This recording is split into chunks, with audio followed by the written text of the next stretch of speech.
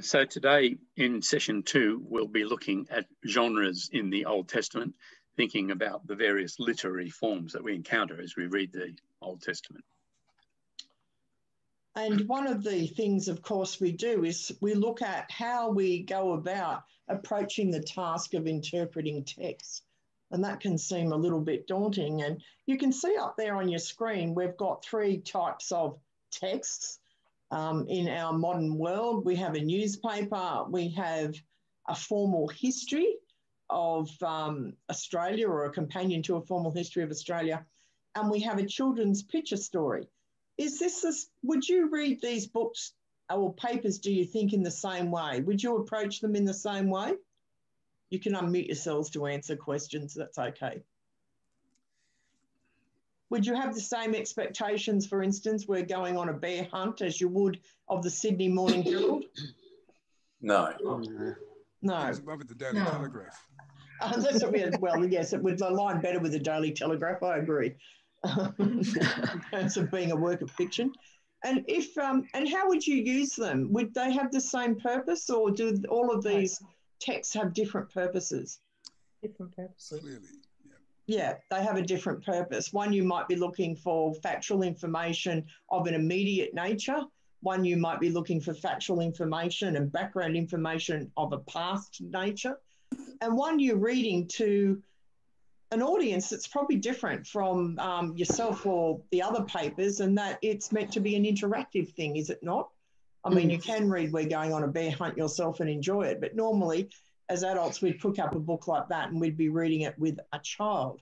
So it's got a different intent and audience and purpose about it. And it's the same with the books of the Old Testament.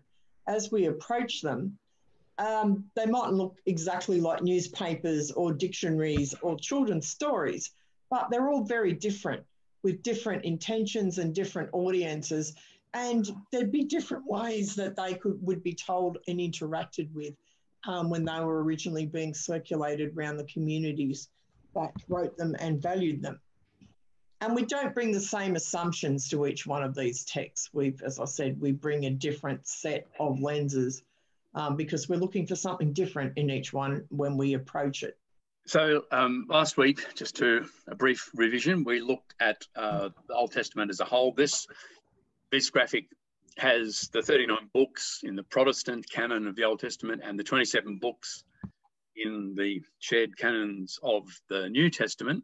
And that's basically how we as Christians are used to organising things, as you can see, law, history, poetry, and then prophets in the Old Testament section. This is how Jews understand the Tanakh, the Hebrew Bible. So those 3 sections of Torah, prophets, and writings, Torah, Nevi'im, and Ketuvim, each on scrolls. And so in Jewish synagogues, even till today, the sacred texts are read from scrolls, which are stored in a special place at the front of the synagogue. And so the first scroll is a large scroll, and that's the Torah scroll, and includes the first 5 books. And then you can see there's a whole lot of other scrolls. There's 16 scrolls in all, by tradition, in the Jewish arrangement of things. The 12 prophets, the minor prophets, is scroll 9, as you can see in the middle column. So that's how they approach the text and understand them. We've mentioned canon last week and again this week, and canon comes from an ancient, Elizabeth and I were talking about it yesterday, whether it's Hebrew or Akkadian word, something like that, one of those ancient Semitic languages, from kana, meaning a measuring stick. And the canon, therefore, is the standard set of texts agreed upon by the church, or indeed by the synagogue, as constituting sacred scripture. And now, the interesting thing about canon is we have inherited it, and it seems like a fixed thing for us. But historically, there was a period of development, and it was a period of development that took quite some time. So it's not until the end of the 4th century in Northern Africa and Carthage that the canon starts to be formalized. And really there's no formal approval or formal decision by the church, by the Roman Catholic Church, until the Council of Trent, which, as you all know, took place in April 1546. So there's a lot of just assumed tradition that was inherited, and it took that particular decision. And you will recognise that that date comes right in the middle of the turmoil being caused by the Reformers and the Reformation. So that's when the formal decision was made. There wasn't really a need to enter into that process beforehand. And we did notice last week that there are a number of books that are part of what is called the Apocrypha, which are part of Roman Catholic canon, but not of Protestant canon. Apocrypha literally means something that has been hidden and now is revealed. Or, sorry, that's something that has been hidden, something separate from. So we won't actually be, in this course, we don't actually pay very much attention at all, in fact, very minimal attention to those books, but there are some interesting gems in them if you ever wanted to explore them. So let's think about the whole collection of books, not in terms of how they're arranged, but in terms of genres. And this exercise takes us back to those three pictures that we had previously about. No, sorry, it doesn't. It's got a different set of three, hasn't it? It does. Yes, sorry. We have a newspaper and we have literature, if you can count it. A children's book is literature, but maybe not what you think of when I say that word. So what would you put under each of these groupings or these genres? So what we're looking for is kind of subgenres or different types of movies, different types of newspapers, etc. That's right.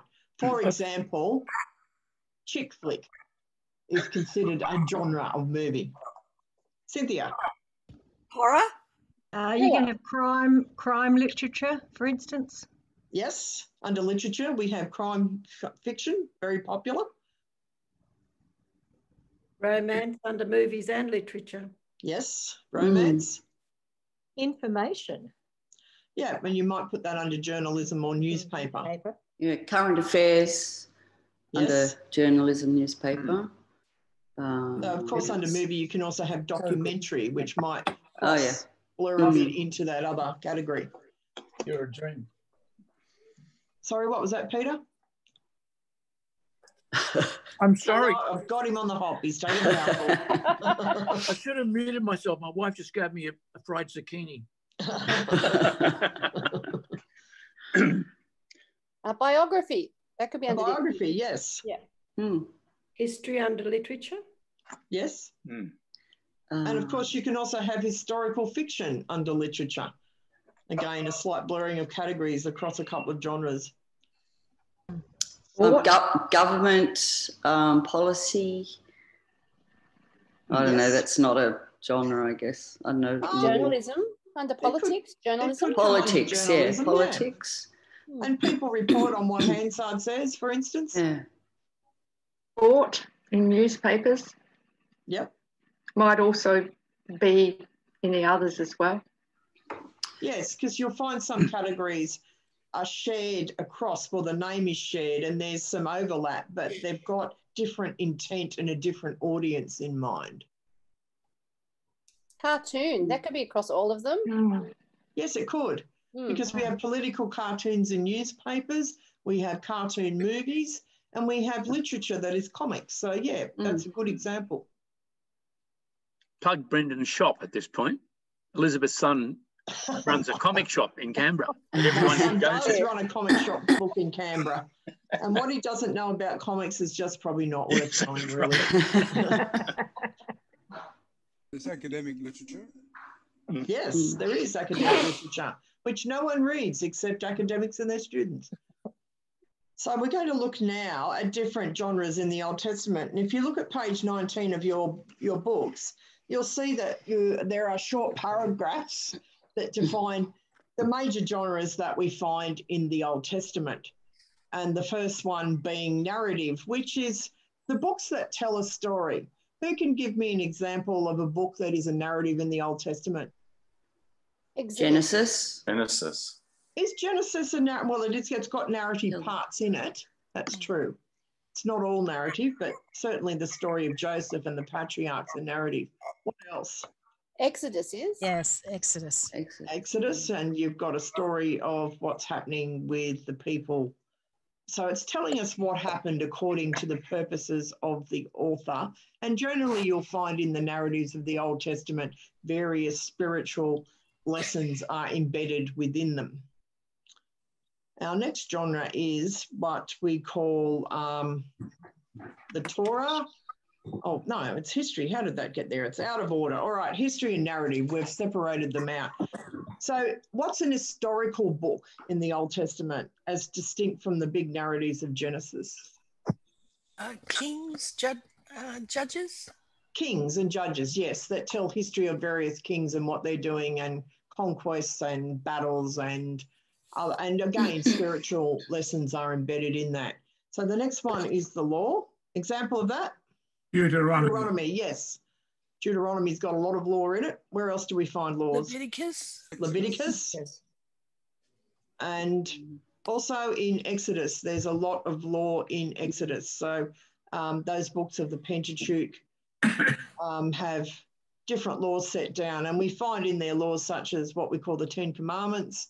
And there's also the laws of the Jewish people. And that's how that genre gets its name, because it takes it from what is the content. The next one crosses quite a few books of the Old Testament, and that is prophecy. And you should all be able to give an example of a prophecy. Isaiah, yeah. Jeremiah. Daniel. Ezekiel, yes. That's all the major prophets. And then within the minor prophets, of course, we've got books like Amos and Habakkuk and Zephaniah, etc. Joel, Malachi. Zephaniah, that's right. So the prophetic books are characterised by how people are warned about impending things that are going to happen. They interpret God's word to God's people. They give warnings. They talk about national danger. There's spiritual lessons. For instance, in one of the books of Isaiah, you have this whole kind of courtroom scene set up where idols are interrogated to see if they're real or whether they're just things made of wood and stone. So we find quite a number of things in the prophets. One thing to note about the prophets, they're generally not predicting the future as such. What they do is the prophecies are about really commenting on current events and how things are going to pan out in the immediate future, usually for Israel, depending on what course of action they choose to do. Okay, so our next genre we have is the apocalyptic genre. And apocalyptic, you met that last year in New Testament. And of course, apocalypse means a revelation or an unveiling. And that's generally talking about heavenly or, now that is futuristic things, but it's otherworldly. So in the book of Revelation, for instance, we have this whole thing about what's going on in heaven and the end of the world, etc. In the Old Testament, apocalyptic literature tends to coalesce around what is known as the day of the Lord, and it involves judgment and things related to that. And poetry, who can give an example of poetry? Psalms. The Psalms, yeah. And there's also another group of books that we've already discussed that have big slabs of poetry in them. Wisdom, yes. The wisdom literature has a lot of poetry. And there's one other group of books that have... Isaiah? Yes, the prophets. Yeah. That's right. You find a lot of the oracles in the prophets are actually set out in poetic form. And of course, wisdom, things like the Song of Songs, there's a lot of poetry in them as well. Wisdoms are meant to be collections of wise sayings. That's certainly what the book of Proverbs is. And they're meant to give you some moral and ethical lessons about how you live your life. They also ask some pretty big questions. So Ecclesiastes and Job are set up to actually question some of the received wisdom about how people are to live their lives and what happens in their relationships with God. And then you have some other odd books that make their way into wisdom, like the Song of Songs, that I'm not sure can be categorized very easily, but it doesn't fit anywhere else. And I think that's why it ends up in wisdom. Okay, do we have any more there? No, we No. don't. So that's our major categories of genres that we find in the Old Testament. And now we have a challenge for you. And we'll do this in the big groups simply because it's too hard for you, I think, to do it in... Well, no, you do have it in your books? Yep, yes, it's okay, on page 24. you do. It's on page 24. We're going to pop you into groups for 5 or 6 minutes, and your task is to assign each of those books that are listed there on the left-hand side into a genre. So I'm going to open breakout rooms. So moving on from that exercise, we're going to go back and look at some of the major genres and just make some more comments and observations. But the first thing to note, some of you wear glasses and you will know the significance of putting on your glasses and taking them off. When we read text, we are in effect putting on glasses, and what we've just done in alerting ourselves to the range of genres means that we might be putting on different kinds of glasses, long distance, medium distance, short distance, one that's got all 3 options in it, etc. So part of the task is not only identifying what kind of genre is it, but what are we looking for when we read that kind of genre, when we hear that kind of genre? And so being aware of that, sometimes we're not aware of the different presuppositions that we have. So we're wanting to draw that out. So we'll start with the narrative, which you're taking that, Elizabeth? Am I? This is John and I's disorganisation about who's doing what. Yes, I am doing this bit. You are. When we're looking for identifying something that is narrative or historical, you're looking for a sequence of connected events. That's your big clue that there's something here. It might not be historical, it might be a story, but it has a plot, which is a sequence of connected events. It has characters, and they will move through a beginning to a dramatic climax of some sort, and then there'll be a resolution. So we have characters who will interact and engage in the action. There'll be a place where the action happens and the characters actually interact with one another and with events. And a narrative, of course, can be a story which might be based on something historical or factual, or it might be an imagined story.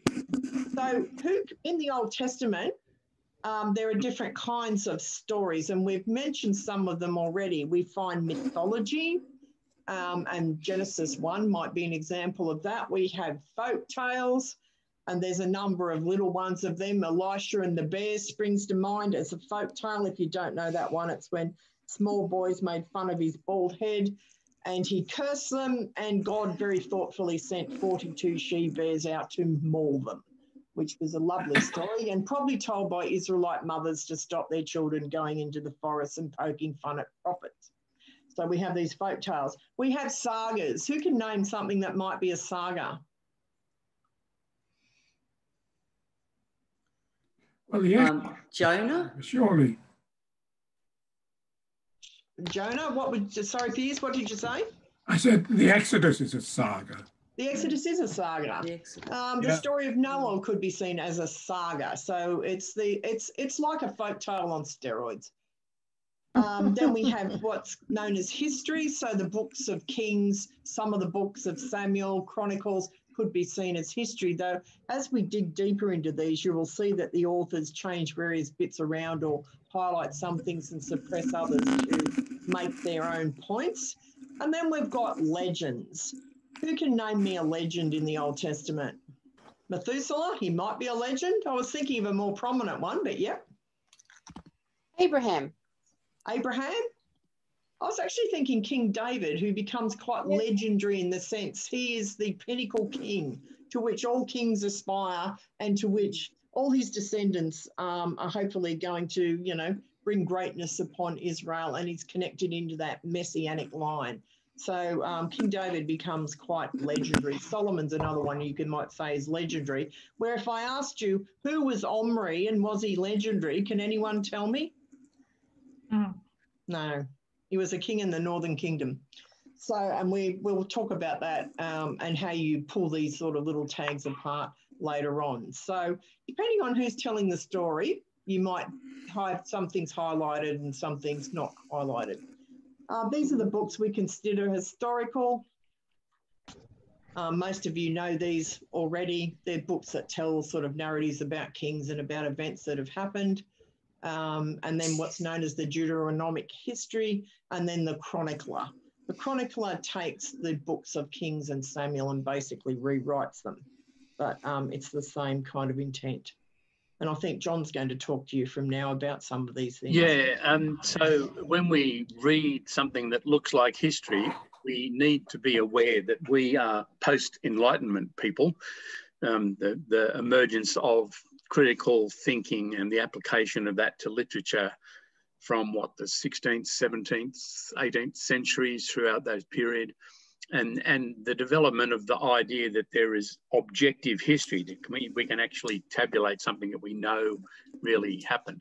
When we are reading the books from Joshua through to the end of Kings and then the Chronicles, we need to be wary of just taking our post-Enlightenment notion of objective history and applying it, because those books are written, I think it was suggested last week that they put together during or perhaps after the exile, looking back on a whole range of history,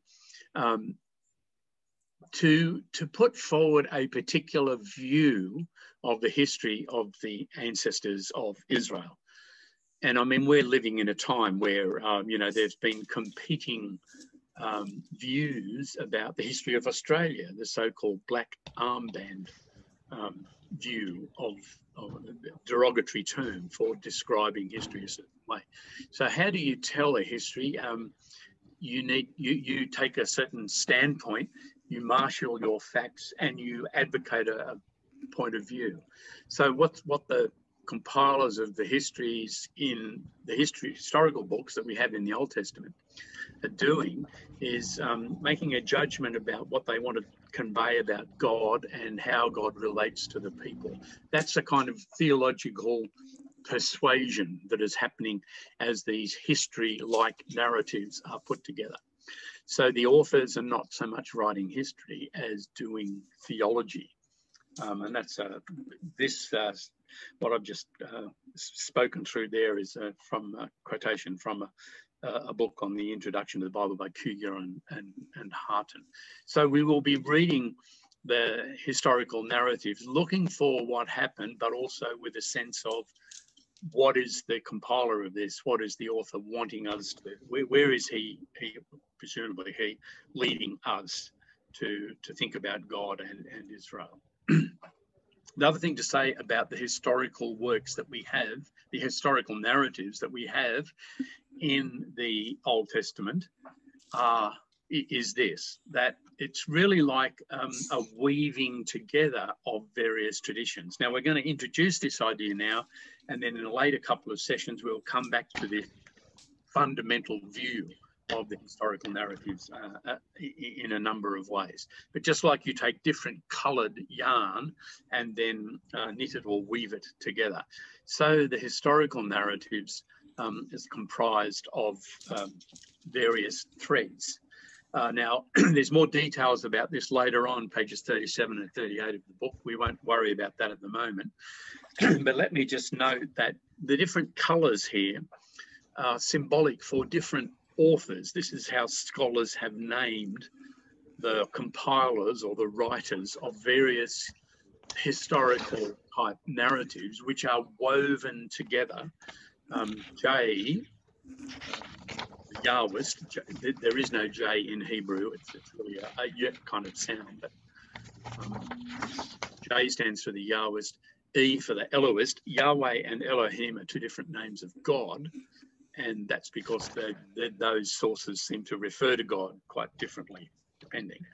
P for the priest, of course, D for the Deuteronomist, and R for the redactor. The redactor is an editor who puts things together. So here on the left-hand side, you've got a kind of example of what we're looking at in the 5 books of the Pentateuch. You can see that Genesis has weaving together of red and green and blue. On the other hand, Deuteronomy is entirely the work of the Deuteronomist, that kind of caramelly colour, browny colour.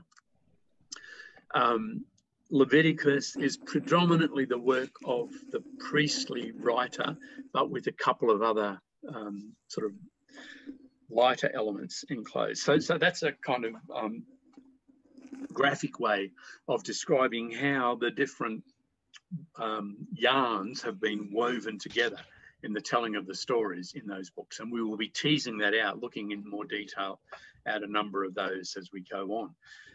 Just to let you know that the idea behind this is called the documentary hypothesis, the hypothesis that in the exile and post-exilic period, there were a number of documents that were brought together. The Yahwist is believed to reflect the southern kingdom point of view, the Elohist, the northern kingdom's point of view. The priestly writers reflect a point of view from the exile in Babylon, and the redactor is drawing all of this together in the return to Israel, to the homeland after the exile. And the Deuteronomist, largely responsible for Deuteronomy, has kind of prophetic origins and is a later reworking of those earlier traditions. Again, we will be looking at this kind of idea in more detail later on. And to give you not only the location, but this is again disputed by scholars, there's debates about this, but probably the sources for the Yahwist in the southern kingdom come from around the time of Solomon or just after. Probably compilations being made in the northern kingdom about a century later. The Deuteronomist from the 7th century before the Common Era, and the priestly source from the exile and return. Okay, we're going to have a look at how this might pan out in a specific text that Elizabeth is going to lead you through. Yes, we're going to look at some portions of the flood story, and we'll have a look at some of this weaving and why we think that there's different sources that go into the narratives that make up what we call the Pentateuch. We're all familiar with the flood story, but how many of you knew there's actually 2 flood stories? Anyone aware of that? I'd heard that. You've heard it, Bill? Yep. And I'm not only just going to tell you this is true, I'll demonstrate it to you. So this is the beginning of Genesis 7. And I want you to note what I've bolded here. Take with you 7 pairs of all clean animals, the male and his mate, a pair of the animals that are not clean, the male and his mate, and 7 pairs of birds of the air, the male and his mate. Who is not familiar with this before? Have you ever noticed this in the flood story before? Or did you all think it was just 2 by 2? There was a pair of every animal and bird. Yes. Actually, I've just literally read Noah and that stood out, but I thought, oh, okay, I didn't realize that, but I didn't think much of it. Okay, so we have here in this, at the beginning of Genesis 7, we have 7 pairs of clean animals and birds and 1 pair of everything else. And then we have Noah does what the Lord commanded. But then the narrative changes, and you can see that it goes from clean animals and animals that are not clean to 2 and 2, male and female, went into the ark as Noah commanded. So you can see there's 2 narratives woven together there. One says there were 7 pairs of clean animals. Why would we have 7 pairs of clean animals? Why would that be important? So we can breed. So we can breed and we can eat, because that's what we eat. And the rest of them, well, they're just going to have to take their chances and hope a mate doesn't die, because they're not as important to us. So we're going to flip to the next slide now. And this is a continuation of Genesis 7. And you can see also there's some differences here. Now you have in verse 6, Noah was 600 years old when the flood of water came on the earth. And Noah with his sons and his wife and his son's wife went into the ark to escape the waters. Now, if we pop down then to verses 11, we can see we're going to retell the story slightly differently. In the 600th year of Noah's life, in the second month, on the 17th day of the month, this is very precise. And then we have, on the very same day, Noah with his sons Shem and Ham and Japheth and Noah's wife and his 3 wives entered the ark. Now you can see that it's the same story, but it's told differently. It's got more detail, and you notice that Noah's sons are all named in the second version, where they're not named in the first. It's Noah with his sons and his wife and his sons' wives go into the ark to escape the waters, where in verse 13, Noah and his sons Shem and Ham and Japheth and their wife and the 3 wives all entered the ark. So you've got more detail. And I'll give you a clue with this one because this one's easy to pick. Verse 11 and 13 is the priestly source. How do I know it's the priestly source? Priests love numbers. 600 year in the second month on the 17th day of the month, you know that's a priest. As soon as you see that kind of roll out of numbers, you're dealing with the priestly source. And you can notice in verse 8, we have clean animals and animals that are not clean. And then in verse 9, we have 2 and 2, male and female, go into the ark with Noah. So that's repeated again. So again, you've got 2 narratives sitting woven together there. The last thing I want you to note in this is who knows how the water came on the earth? What have you been taught and what do you remember? How did the earth get flooded? Rain. Rain. And verse 12. Fair. Yes, rain? Are we all voting for rain? Yep. Yeah. Yep. We are. Verse 12 says, the rain fell on the earth 40 days and 40 nights.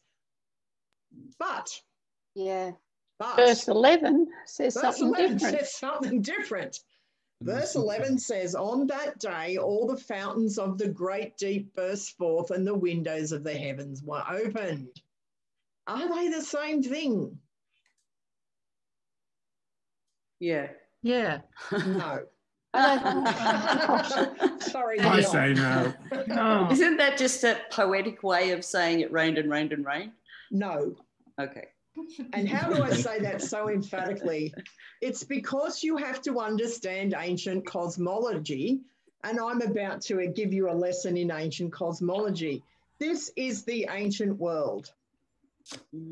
The earth is flat, and it's got a thing called the firmament. If you can imagine the firmament as a great big kind of dome or like an inverted cake bowl that sits on top of the sphere that is the flat earth. Have we all got that in our heads? Yeah. That's the firmament. But on the inside of the firmament, we have the sun and the moon and the stars that God put there.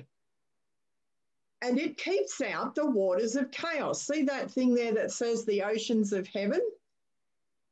When you read Genesis, you'll realise, because this is constructed from Genesis and some of the Psalms, when you read Genesis, what happens is God does 2 things. There's 2 kinds of waters. There's the waters of the oceans and the rivers within the firmament and the earth. And then you have what they call the deep or the waters of chaos outside of that. And the firmament protects the earth from all these waters of chaos from rushing in and flooding it. And under the earth, you have what's known as Sheol. And most of you would know that word from the Psalms. Sometimes it's rendered as the pit. It's not hell. It is not an underworld like Hades that the Greeks believed in. It is just the dirt, basically. It's what's under the earth. And when you die, you're buried, and that's where you go. There is no afterlife in the Old Testament unless you happen to be someone like Elijah who was taken up to where God is. There is a heaven, but people don't go there. Only God and the angels and other people like other deity-type creatures like the Ben Elohim, which is the sons of God, inhabit this place. People are not there. There isn't an afterlife in the Old Testament. So with ancient cosmology, what happens with Noah is that if it's rain, it's inside the firmament and it's clouds and rain is falling. And that's the sort of rain that that brings moisture to your crops and fills your cisterns and makes the streams flow, etc. If we can just pop back to the slide before, please, John. If it's the waters, all the fountains of the great deep, That is the waters of chaos outside of the firmament. So in this version of the flood story, what God does is pull out the plug, literally, and the windows are opened and the waters of chaos rush in to flood the earth. So in one version, you have rain falling inside the firmament for 40 days and nights, and that floods the earth. In the other version, God opens the fountains of the deep from outside of it, and they rush in to flood the earth. That's a long-winded way of explaining to you why verse 11 and 12 are not the same thing. So what you're saying is, after the 40 days of rain, he opens the plug. No. At the beginning. What I'm saying is that there's two versions of this story here. In one version, God opens the plug holes. In the second version, he causes it to rain for 40 days and 40 nights. And you need the cosmology lesson, I'm sorry, to actually make clear what that means. And if you're reading the Hebrew, it's very clear that's what that means. And it refers back to things like, the beginning of Genesis and how that's been put together. So the ancients' view of heaven and earth is quite different from ours. And this is a cosmology. Just a quick question. So there are at least, there's not just one writer of that then. Must be. Yeah. There's writers and there's editors and there's people who stick things in there when they're doing other things to it and adding to it. So it's a composite text. And the reason it's thought that we have two clear narratives running through the Pentateuch, and we really do, you'll find there's two versions of the creation story in Genesis 1 and 2. There's two versions of various parts of the Exodus. There's these two versions of Noah and the flood stories. And the reason we think these ancient stories have two versions is it's probably reflecting versions from the southern and northern kingdoms of Israel and Judah. Both of them probably had their own version of these foundational myths and stories and legends. And whoever wove them together was not troubled by the fact the details didn't exactly match up. And it was probably woven together by the priests and by the scribes who did the redacting or editing work. And they've preserved together both of versions of these stories because they're not hung up with history in the same way as we are. And it doesn't mean one is right or wrong. It just means there's two versions and they're very happy to tell you both of them and weave them together, and that's what they've done. We don't like thinking like that. We find it deeply disturbing to our post-Enlightenment brains that like everything to be clear. But the ancient people did not think the way we do. And that's one of the things with the Old Testament we really have to get our heads around. We're dealing with the people that think very differently to what we thought. Any other questions? Everyone would have known that cosmology. That would have been standard knowledge. Yes. That's not, okay. Not just the priest or anything. This would have been, okay. No, and it's this cosmology is shared with many, many ancient peoples. This isn't unique to the Hebrews. Even the Greeks have a version of this, but they've got people like Hercules or other folk like that holding up the earth, or Atlas, on their shoulders, all these pillars. So there's variance, but it's basically the same cosmology. Well, some bright spark in the Greek philosophers and scientists starts to think that maybe, we're not the center of the universe and maybe we are a sphere rather than just a circle, etc. And that begins to develop. So one of the, like with these, the two stories or the two narratives, one would be drawing more on an oral tradition of storytelling, and the other the more priestly version, the more formal theological expression of the same stories? I think they're both oral tradition. I think the priests, as I said, they like formality and they like numbers. I think the priests have probably edited what was an oral tradition bill. They've just drizzied it up to reflect their interests. Whenever you see those begatting things that used to be in King James, so-and-so begat so-and-so, that's priests. They love genealogies too. And they pop them in just to show lineage because that's important in these people. Yeah, but some of the traditions, they're more earthy language and more less formal. Correct. You'll find the Yahwist is a bit more earthy than some of the other ones, for example. Yep. And they're given these names because the Yahwist source uses the name Yahweh for God. The Elohist source uses the name Elohim in Hebrew for God, and that's how it gets its name. The priests are there because they've got genealogies and lots of numbers, so they stand out rather a lot. I mean, there's dispute about the edges of these and how they blur, but it's still a useful kind of working concept to look at how these stories are woven together, because nobody's arguing that there isn't stories woven together in the Old Testament. Any other questions? Okay, we'll move on. Now you've had your lesson in ancient cosmology. Makes it difficult for a fundamentalist, doesn't it? Yes, it does. And they get a bit upset when I point out ancient cosmology to them, and they want to tell me it says it's round, therefore it's a sphere. And I said, no, it's one-dimensional. It's a circle. Yes, it's round, but it's not three-dimensional. So, and the Hebrew word is quite specific about that when describing the earth. But I digress. Prophetic books, and I think, John, are you talking about these? If you want me to, yes. I think I've talked enough at the moment. Yeah, we know that there are 4 major prophets in the Hebrew Scriptures, the Old Testament: Isaiah, Jeremiah, Ezekiel, and Daniel. Although Jeremiah has the privilege of having an additional book attributed to him associated with that, the Book of Lamentations. And of course, Jeremiah is, of all the figures in the Old Testament, the one that is most remembered for being, well, a Jeremiah, basically. Mournful and depressed and unhappy, etc. And a bullfrog. Well, was he now? That's what the song says. As well as those, there's another dozen, good, nice biblical number, of so-called minor prophets, although none of them, if you read them, take them seriously, none of them would have considered that they were minor, but they are all doing the same kind of enterprise, and that is standing and declaring, and that's what prophetic, basically comes from 2 Greek words, a prefix and a verb that means to say forth, to declare towards. So they're standing and declaring what they believe God wants the people of Israel to know. Can I just note there, they're not called minor because they're not important. They're only called minor because they're short. Yes, that's exactly, yeah. It's to do with length, not with quality. Content, yeah.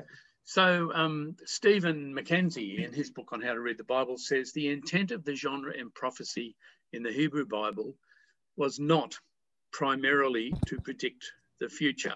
This is another really important thing we need to grab hold of, because in the church today, widespread is the notion that the prophets were simply saying what was going to happen in the future, and Jesus comes and fulfills what they're saying. There are future elements involved in the prophetic literature, but the primary focus is not the future, not certainly hundreds and hundreds of years in advance, but rather the prophets speak to address specific social, political, and religious circumstances in the life of Israel and Judah of the time. So a nifty way of drawing that contrast, Mackenzie offers us, is to say that the prophets are forth-telling, not foretelling. They're not pointing to the future so much as saying into the society of the time what needs to happen. Now, we have in our midst an expert on prophecy, and particularly on how Jesus operates in the prophetic realm, because Matt Anslow's thesis was precisely on how Matthew... I'm right, aren't I, Matt? Is Matt still here? He might have gone. How yes, Jesus operates as a prophet in the manner of the ancient prophets. Am I right? Yep. Correct. Yes. Sorry. Yes. So we'll. I want to talk to you, Matt, about what input you might have when we come to the prophets later on in the course. That would be quite interesting. Not a worry.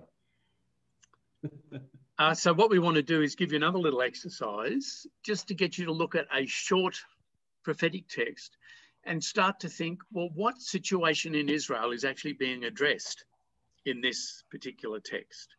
Now, we've got 3 possibilities here. Elizabeth's going to put you back into groups, I think. So let me see, room 1 do Amos, that's John Squire's group. Room 2 do Jeremiah, that's Matt Anslow's group. Room 3 do Isaiah, that's the group that I am in. And room 4 do, let's say Amos again, that's Amos 6, 1 to 8, and that's the group that Cynthia's in. So hopefully someone in every room has noted that down, and I will open the chat rooms now.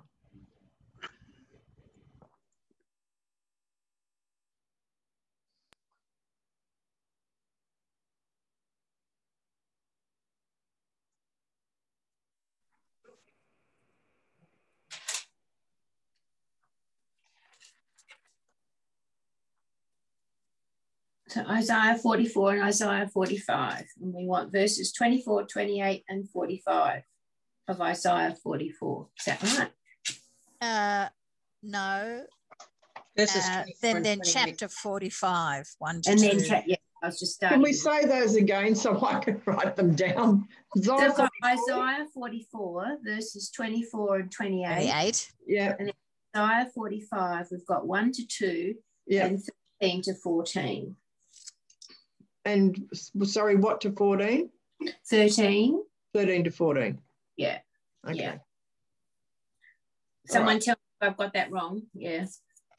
Sounds good to me. All right.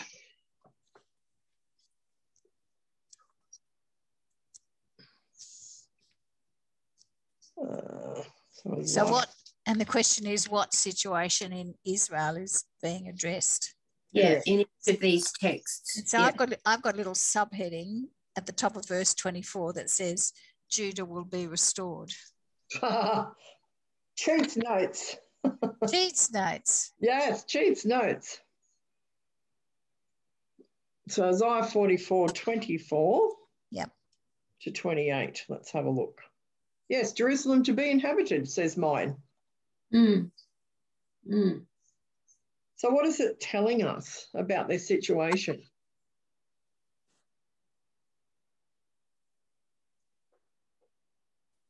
Well, it's reassuring everyone, isn't it? Reassuring, yeah. So what's happened in the past? Let's break this down. It is reassuring people, but what does it tell you about what's happened in the past? Jerusalem was destroyed. Jerusalem's been destroyed, so that's a key thing. And in fact, in verse 26, it says that they shall be rebuilt, and I will raise up their ruins. Jerusalem has been destroyed and it's currently in ruins. So it's telling you that about the situation. But it's also saying that you're going to rebuild it, yes? That's the prophecy. You're going to restore it. Now, what gets a bit tricky here, or interesting, when we go down to verse 28, what's going on there? And how he's going to shepherd them in some way, allow them to go. So Cyrus is going to allow them to rebuild Jerusalem, yes? Yes. And he will say, let it be rebuilt. And let its foundations of the temple be laid. Yes, so Cyrus is going to allow that to happen.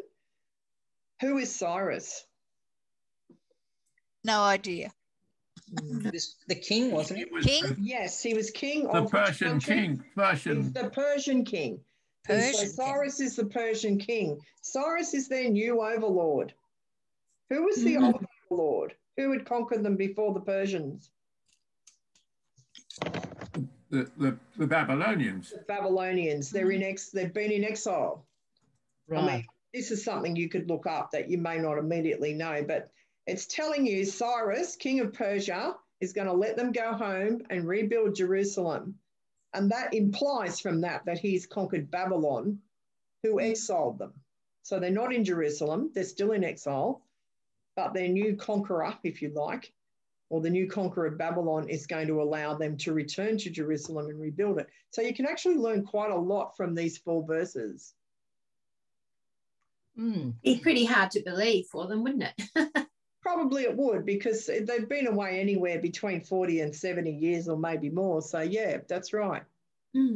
Okay, let's go to Isaiah 45. Yeah, 1 to 2 and 13 to 14. Yep, so 1 to 2 says, when I find Isaiah 45, I push the button, it should appear. Right, and we have Cyrus again. Yes. Wow, gates are going to be smashed, everything's going to be opened, treasures. He's going to subdue all the nations. So Cyrus is on a conquering kind of rampage by the sound of it. Cyrus is called something very interesting. There's a word that should be leaping out of verse 45:1. What is it? Anointed. Anointed. He's anointed. Yes, he is. He's a Messiah. Very unusual. We have a Gentile king being named as a Messiah here. So what it's telling you is God can even use a Gentile king for this sacred purpose. So Cyrus on his subduing national rampage is the way that Israel is going to come home, and he's actually called a Messiah. Aren't you glad I'm in here? You would not know. We are. We're very glad. And let's go down to verse 13 and 14, and you can see we're back again with this good old Cyrus. Yeah. And it's making very clear what we've just talked about. Cyrus is going to rebuild the city, set the exiles, that's the Jews, free, but not for price or reward, because we know he's the anointed. Wow. Yeah, it's pretty potent stuff. It is, isn't it? Yeah. I love this bit about how he's going to bring all the Sabians and Ethiopians to bow down before the. Yeah, well, prophets often push the boundaries. They're not always right. But perhaps some of the wealth from Egypt and Ethiopia might flow to the Hebrew people, so they can build their temple. That's quite a long time to build it. They did. It was a big affair. It took decades and decades. That's correct. Okay, so there was 2 groups on Amos. Is there anything you want to share from your groups that you found about the situation? What situation was Amos addressing? So group 1, room 1, what did you think Amos was addressing? So that was my group. Anyone want to say? Well, he was addressing that people had forgotten their history, and that God had looked after them in the past. They'd become lazy and self-indulgent and were living the good life and forgotten the way of the Lord. Does everyone agree with that summation in group 1? Yes. That's the situation? Yeah. Okay. What about group 4? You had Amos as well. What did you... Yeah. So some of us agreed with that, and some of us thought it was written like that, but it was actually looking back from post-exile. Yeah. So it's a remembering. Yeah. Yeah. Okay. And it is a call to repentance, but yeah. So we're using the traditions or the memories of the past to actually provoke or invoke that call. Okay, what was the next one? Was it Jeremiah? Okay, that was group 2. Who had that? That was your group, Matt, was it? I'll have a go if you like. So it was talking about the invasion of the Babylonians of Judah. So it was kind of in that context, and Matt also pointed out that different parts of the book had been written at different times and weren't in chronological order. So it was about, the forthcoming invasion of the Babylonians. Hopefully I've got that right. Everyone agree with Matt on that? Okay, in that group? I think there was debate about whether it was anticipating something inevitable or looking back on something that had happened. I wasn't clear on that. Yeah, and hindsight is a wonderful thing, and prophets will often write using hindsight, but as if they are using foresight, if that makes sense. And we do get that. So, yes, sometimes it isn't clear. And Jeremiah is a difficult book. It is a composite book. It is probably put together by more than 2 people. and it's got some quite difficult text in it. And then we come to group 3, which was my group with Isaiah. Who would like to talk about the situation we found there? What about you, Kayleen? I can see you. Oh, no, can you? What a shame. Well, it's reassuring them that they're going to be able, that Cyrus, who was a Persian king and a Gentile king, he's going to be used to bring them back home. And it's quite expansive what he's going to do. So it's a very positive, reassuring thing for everyone. That's right. And we noted that it says that Jerusalem and the temple are in ruins, but under Cyrus's leadership, they will be able to return home and rebuild them. And Cyrus has been given a very unusual description. What was it? Messiah. Anointed. Yes, he's referred to as a Messiah, which for a Gentile king is pretty out there in the Old Testament. And Isaiah's a bit unique that way in doing that. So he is doing the work of the Lord and is the Lord's anointed to bring about this return to the homeland. Yeah.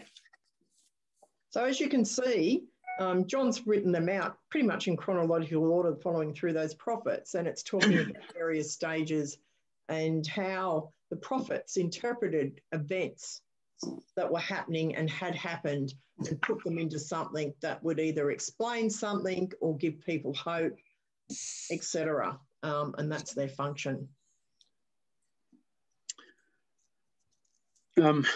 So we have very little time left, and we're going to say some things about wisdom literature as well. So we will do wisdom a little bit later. We'll come back to the wisdom books. But there's just some things that we can note that it's a search for how to live well before God. And Ecclesiastes would be a really good example of that. There's a lot of pondering in that and questions. The problems of life, such as suffering, inequality, and evil, we find that in the book of Job. And basically, Job runs through various theologies and theodicies and different ways of addressing those big questions like why do good people suffer, etc.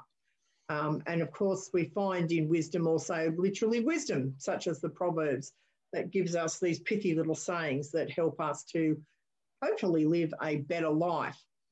Wisdom literature will reflect on universal human experience. It's not confined to Jewish stories or Jewish law.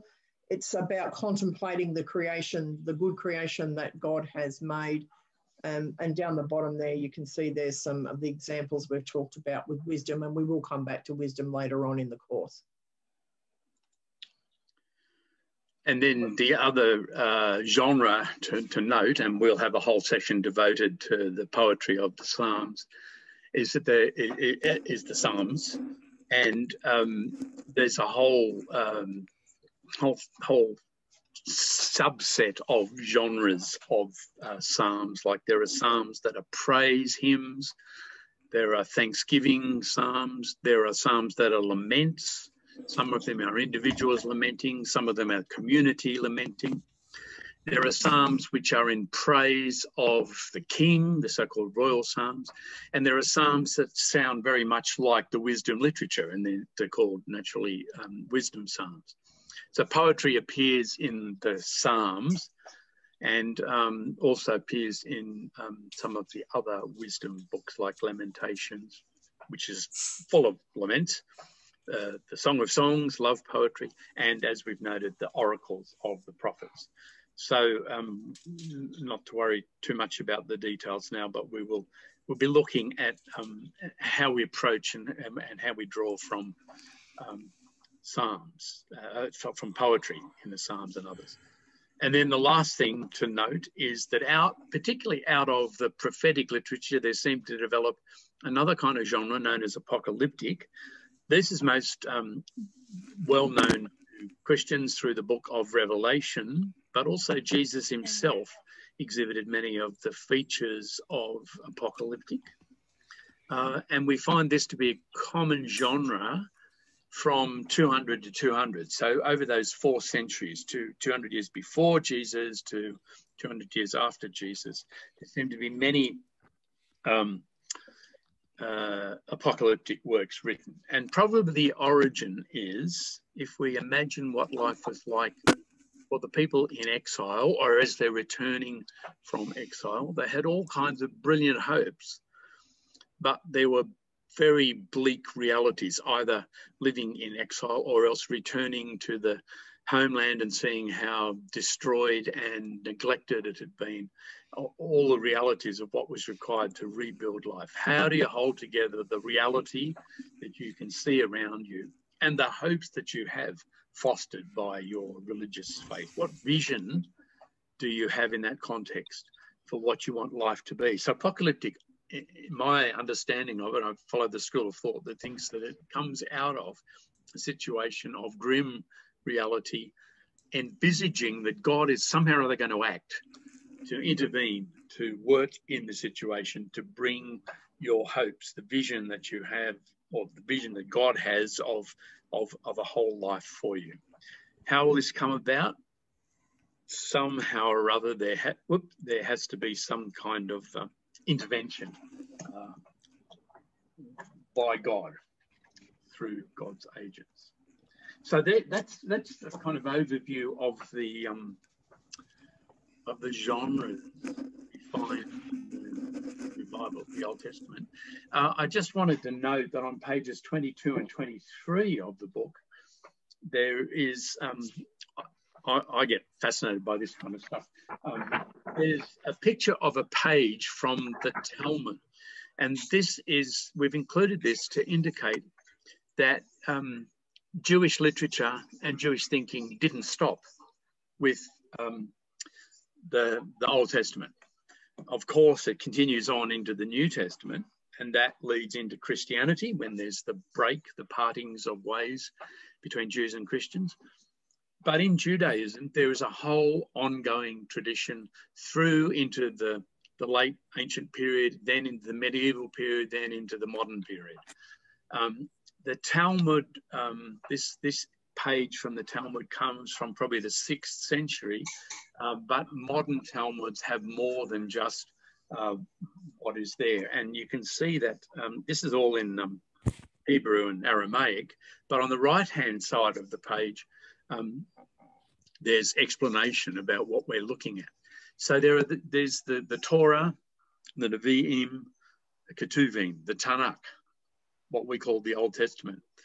But from that, then there are rabbis, originally Pharisees, and then rabbis that debate each of the laws and each of the stories that are in those writings.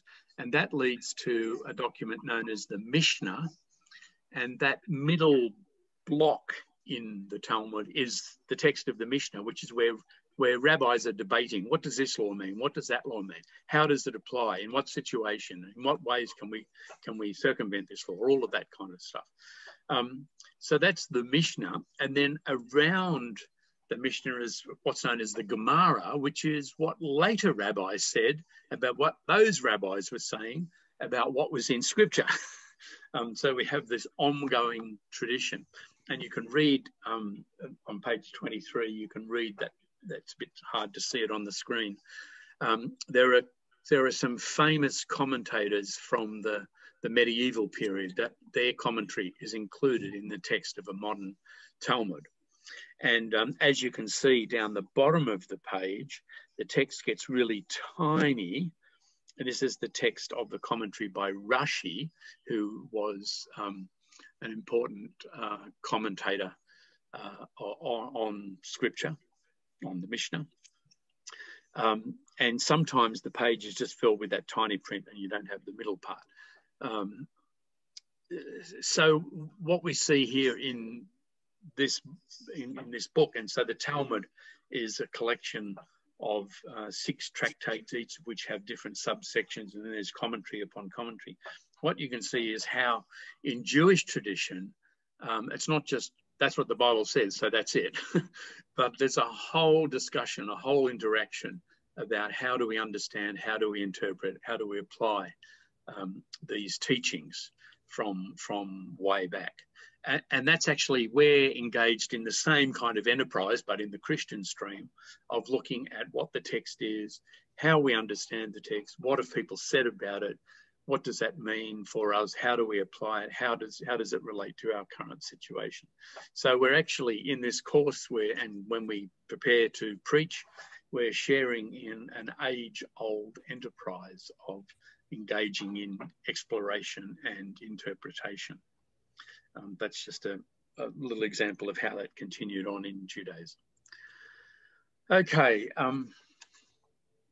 Your book on pages 25 to 27 has a whole series of questions, and this is another point that you might like to refer to at different points in the class. Depending upon which glasses we're wearing, what questions we're asking of the text, there are different things that we're seeking. The glasses that we wear depend on what we say about the genre of the text, and the questions that we bring through those glasses, through that perspective, then helps us to explore the details of the text. So again, that's included there, but that's a kind of guideline for a whole lot of different things we'll be doing throughout the course. I think, yes, we need to choose our glasses carefully. So I think that's probably, we've got more here, but we won't worry about it. We'd encourage you to read that, I think, where there's some little parts there like that. If you go back, you can look at different things like behind the text, we're going to look at that. So where did it come from, who wrote it and why they wrote it, and what was that particular setting. Within the text, that's the narrative or literary aspect, who are the characters, what are the events. And then the front of the text means how do we interact with the text and what are the concerns we bring to it and take from it. And there's a few bits and pieces on that you might like to read for next week. Yeah, so those questions. Okay. Thank you. Thank you. Brilliant. Thank you. Thank you. So the prophetic work continues though too, doesn't it, John? Like whenever we're telling truth to power, and so the church takes up its prophetic task. Exactly. Yeah. Yeah. Correct. That's right. And the Uniting Church has a reputation, good and bad, depending on which perspective is naming it, for having that prophetic voice and speaking into some of those difficult arenas. So next week we're doing texts and translations, and I've got some really juicy translations and texts for you to come to grips with. And I hope it will suitably horrify you all, but enlighten at the same time when we deal with that. So that will be great. Any burning questions from this morning, or anyone want to clarify something they don't understand about what you're expected to do or something you've done today? Would you be able to send us a copy of that cosmology map? It's really, I didn't get a chance to look at that. It's in your book. Oh, is it? I couldn't find it. All right. No, it isn't in that chapter. We come back to it. It is on page 41 and then colour on page 42. Page 42 is the particular there it is. version. And page 41 is what I showed you today. Yeah. Okay. So 41 and 42, you can find that cosmology. So it really does help. It does help if you understand that is the framework around many of these ancient texts were written with that particular cosmology in mind. Okay. Thank you. I didn't read ahead. Yeah. Okay. Yep. That's fine. What's really pre-reading to do? And I suppose, how does it tie up with the book that we've got from Reading the Old Testament? The book that you've got deals with tools of exegesis, but it also deals basically book by book with some thematic stuff in it. So it's reading once we come to doing specific things like wisdom, you'll be able to look up those particular books and get some tips on those to help you with your exegesis and to give you background historical information and an idea of what scholars have said about different things. But it's more centred around looking at the books of the Old Testament, where we're taking you through some tools to understand the books, if that makes sense. So you'll find those in there as well. And so was there much pre-reading for this course or not? I didn't seem to find much. You were sent some by Rowan at the beginning. You should have got some via email. I'm not sure. Something came through to me. That was all. There should have been an attachment with a reading. I'll resend it to you, Mary. Thank you very much. That's all right. And homework is always anything we've left undone. We encourage you to read if we didn't quite get through it. And also we encourage you to read ahead. even if it's just next week's chapter. So you might come with some questions and some ideas already, depending on your the time you have in the week. And also if there's some formative tasks that like the Old Testament character, with some of the stuff you've done today, you could choose that character and think, well, what is the situation that character was invented in? And then have a look at things like, what am I learning from this character? Is this character in a narrative? Is it a poetic character or a prophetic character, etc., etc.? But if you have time to do that, we'd encourage you to do that. Elizabeth, before people, as people leave, can I ask if you and I and Matt Anslow can just go into a breakout room for a quick chat? Is that all right, Matt? Yes, we can, because I'll leave it open for Lectionary Cafe, which will start at 12. Those of you wanting to attend, just please hang on and we'll be back. The rest of you, I'd ask if you could just leave your cells without me closing it down, because we do. Can I ask a quick question before you all disappear? I did an audit course on the Pentateuch, or probably 20 years ago now, and they played down this business of the 4 strands of that were coming into it. Now you emphasised that. Who's right? Look, we are, of course. This is a contested thing. We're giving you something that might be seen as the old-fashioned way of looking at it. Nobody's arguing that there's not strands of some sort in the Old Testament, because they're clearly there. The argument is where they came from. And so in some ways what we're doing is a useful tool for teasing them apart and looking at how they're woven together, without getting too hung up about there was a priest and a Yahwist and a Elohist that precisely did this, and then it was all woven together by someone. Clearly there's different things. They've been woven together, and I would look at this hypothesis as just a useful tool for identifying those woven strands and how they work together. Does that help, Piers? Yes, that's fine. Okay. Cheerio. All right, bye, everyone. See you later, folks. Bye-bye. Bye-bye. Thank you.